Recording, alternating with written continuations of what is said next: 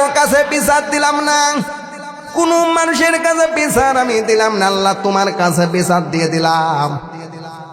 বাদশাহ সাদ্দাতের ইচ্ছা তুমি পূরণ করতে দিও না। আল্লাহু আকবার বলেন। জান্নাত তৈরি হয়ে গিয়েছে। সহিফার ভিতরে পেয়েছিলেন হুর আর গেলেমান। 23 থেকে 27 বছরের মেয়ে এবং ছেলেদেরকে ওর ভিতরে ঢুকিয়ে রেখে হুর আর গেলেমান বানিয়েছিলেন। যেই দিনকে জান্নাত উদ্বোধন করবে, বিশাল প্রহরী নিয়ে পিয়াদাদেরকে নিয়ে জান্নাত উদ্বোধন করবে। জান্নাতের মেন গেটের ভিতরে পিপিলিকা ঢোকার ক্ষমতা কিন্তু নেই, ঢুকবে কি করে? পাহারা। বাদশাহ সাদ্দাত যখন ভিতরে ঢুকবে তখন দেখে একটা ফকির খাড়া আছে মেন গেটের সামনে। বাদশাহ সাদ্দাত বলছে, এই ফকির, তোর এত বড় ক্ষমতা, ঢুকলি কি করে বেরো? এই ফকিরটা বলছে, ও বাদশাহ শোনো, আমি তোমার সঙ্গে কথা বলবো, যে জিনিস আমি নিতে এসেছি ওই জিনিসটা নিয়ে আমি চলে যাব।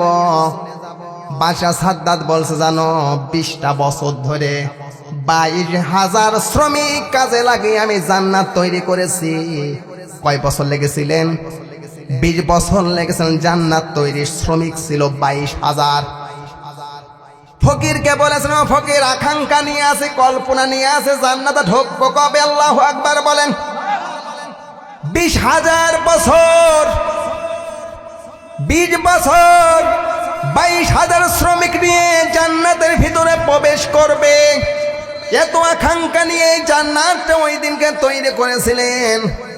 এত সময় ধরে জান্নাতটা তৈরি করা হয়েছে, কত আশা নিয়ে আমি বসে আছি, আর তুমি এসে আমাকে বাধা দিচ্ছ। তোমার সাথে পরে কথা বলবো, আগে জান্নাতে ঢুকবো তারপরে।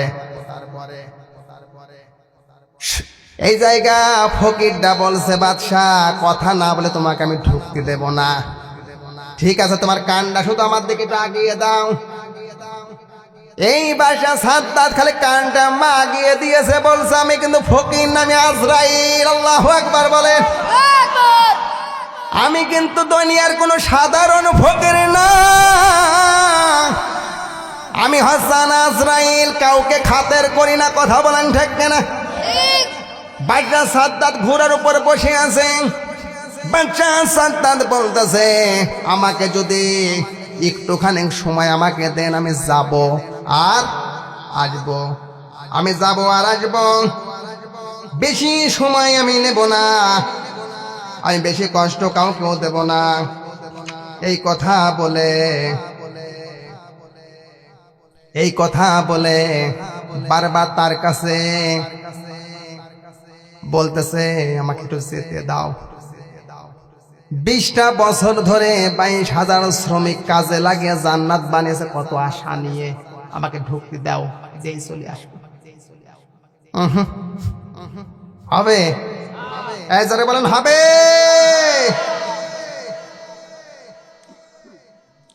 তাহলে বোঝা গেল আপনি নিজেই বলছেন কিন্তু হবে না।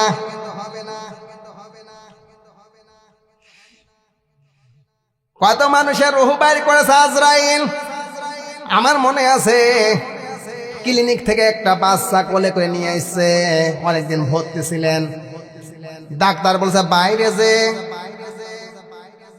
যেমন তেমন ডাক্তারের কাছে যে একটু ওষুধ পাই নিয়ে তোমরা বাড়ি চলে যাও। এখন বাড়ি নিয়ে আইসে, আমি ঝাড়তে এসে দেখে বাচ্চা নড়েও না, সরেও না। কি রে, ও তো মরিয়ে গেছে অনেকক্ষণ আগে। হাসপাতাল কিন্তু কাদা কাটে এগুলো পছন্দ করে না। কথা বলেন ঠিক কিনা? কায়দা করে সরিয়ে দিয়েছে।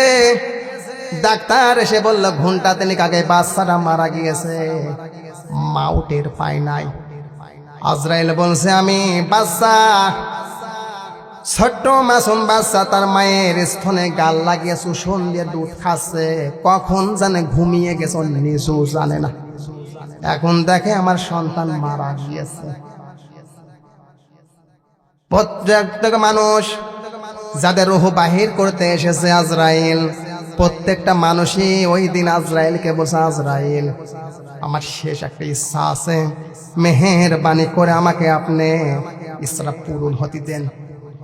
আমি বেনাপোলে কাজ করতেছি, হঠাৎ করে আমার বাড়ি থেকে ফোন দিয়ে আমি দৌড়ে যখন মেন গেটের সামনে এসেছে, মিষ্টি এক ফকির কাছে, কি ব্যাপার, দাঁড়াও। এই মিষ্টি কিসের জন্যে? এই লোকটা বলছে ফকির মশাই আমাকে বাধা দেবেন না, 20টা বছর বিয়ে করেছে, আল্লাহ পাক একটা ছেলে দান করেছে, ছেলেটার মুখ দেখার জন্য আমি বাহির হয়েছি, মিষ্টি এনেছি সবাইকে খাওয়ানোর জন্য। কথা বলেন, আমি সবাইকে খাওয়ানোর জন্য এসেছি, আমাকে মেহেরবানি করে আপনিও আসেন, আপনিও মিষ্টি খান। ফকির মশাই বলছে আমি